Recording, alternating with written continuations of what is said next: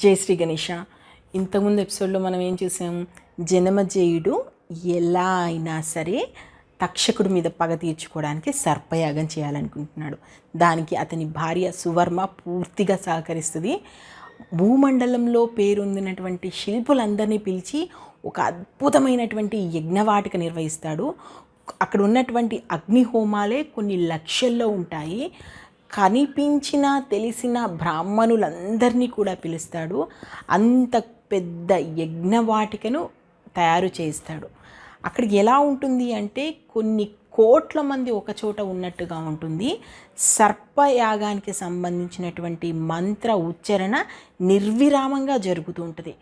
అది ఆ టైంలో ముందు పదులు, వందలు, వేలు, లక్షలు, 10 లక్షలు ఇలా సర్పాలు వాటంతటా అవి వచ్చి అగ్నిలో దూకుతుంటాయి.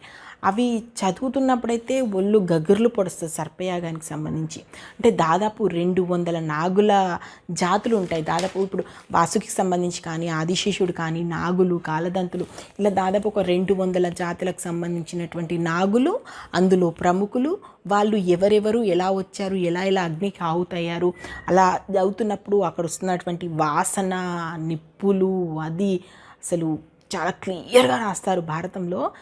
నిజంగానే మనకు గూస్ బంప్స్ వస్తాయి అంటారు చూసినా, అలా ఉంటాయి. సో అట్లా సర్పయాగం జరుగుతుంది. అయితే ఇలా జరుగుతున్నప్పుడే అంటే జరగడానికి ముందు యజ్ఞవాటిక దగ్గరికి వాస్తుశిల్పి అయినటువంటి లోహితాక్షుడు వస్తాడు. ఆయన అదంతా చూసి సర్పయాగం అయితే చాలా గొప్పగా జరుగుతుంది, కానీ నాకు ఇక్కడ వాస్తులోపం కనిపిస్తుంది, ఇది మధ్యలో ఆగిపోయే అవకాశాలు ఉన్నాయి అంటాడు. అయినా సరే జనమజేయుడు ఆగడు, సర్పయాగాన్ని కంటిన్యూ చేస్తూ ఉంటాడు. అక్కడ ఉన్నటువంటి ఎంతోమంది మునులు ఉన్నారు, బ్రాహ్మణులు మంత్రాలు పలుకుతూనే ఉంటారు. ఒక్కొక్క పాము పేరు చెప్పడము, అంటే ఒక్కొక్క నాగజాతిలో ఉన్నటువంటి వ్యక్తి పేరు చెప్పడము, తనను స్వాహ అనే మంత్రాన్ని ఉచ్చరించడము, ఆ మంత్రము ఉచ్చరణ రావడము, అగ్నిలో దూకడం, ఇదంతా మనకు కళ్ళ ముందు ఒక సినిమా కనిపిస్తూ ఉంటుంది. అలా సర్పయాగం అనేది జరుగుతూ ఉంటుంది. దీంతో వాసుకి విపరీతమైనటువంటి బాధకు నుల్లవుతాడు. త్రిమూర్తుల దగ్గరికి వెళ్తాడు, బ్రహ్మ దగ్గరికి వెళ్తాడు. పరమేశ్వర, ఎప్పుడు నీ మెడలో నేనున్నాను, ఇప్పుడు నేను కూడా ఆహుతి అయిపోతాను, మా నాగజాతి లేకుండా చేస్తున్నాడు, దయచేసి మమ్మల్ని కాపాడు అంటాడు. అప్పుడు బ్రహ్మ మాట అది చెప్పిన దాని ప్రకారం ఏంటంటే అస్తికుడు మాత్రమే మిమ్మల్ని కాపాడగలరు అంటారు. ఈ అస్తికుడు ఎవరో తెలుసా? వాసుకి ఒక చెల్లెలు ఉంది, చెల్లెలి పేరు జరత్కారు. ఆ చెల్లెలి కొడుకే అస్తికుడు. ఈ అస్తికుడే మిమ్మల్ని కాపాడుతాడంటే వాసుకి వెళ్తాడు. అస్తిక, సమయం అయిపోయింది, వెళ్ళి ఎలా అయినా సరే సర్పయాగాన్ని ఆపు అంటాడు. అస్తికుడు అక్కడ ఉన్నటువంటి సర్పయాగం జరుగుతున్న ప్రదేశానికి వస్తాడు. జనమజేయుడిని విపరీతంగా పొగుడుతాడు. అంటే చాలా మంచి మాటకారి, అన్నీ తెలిసినవాడు. అతడు ఎంతగా మాట్లాడతాడు అంటే ఆ మాటల్లో జనమజేయుడు మునిగిపోతాడు, ఆ పొగడ్తల్లో మునిగిపోతాడు.